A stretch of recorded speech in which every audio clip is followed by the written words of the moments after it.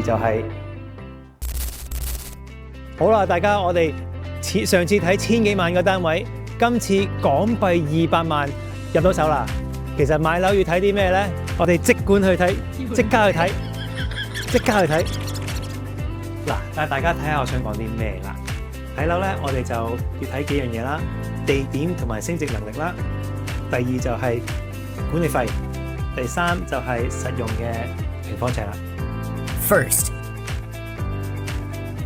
嗱，我哋睇樓咧，地點同埋升值能力好重要啦。如果你話 highway、subway、TTC， 全部都會影響個升值能力嘅。通常買家會想有啲揸車，有啲唔揸車。咁如果我哋多倫多落雪天時咧，好多人係其實唔想揸車嘅。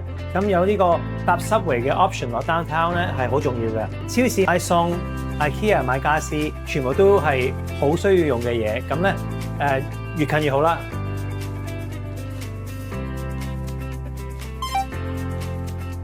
嗱，管理費咧就要睇清楚，包咩嘅？包水、包電，你個 clubhouse 有幾大？有冇游泳池？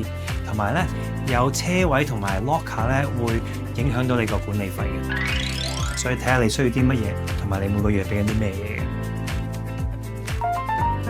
嘅。第三就係實用面積啦。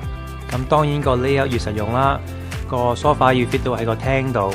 飯廳有足夠位置裝到你個飯台，最緊要係裝修有冇瑕疵啦，個地板有冇翹起啊，同埋啲門有冇崩到啊，都要睇一睇嘅。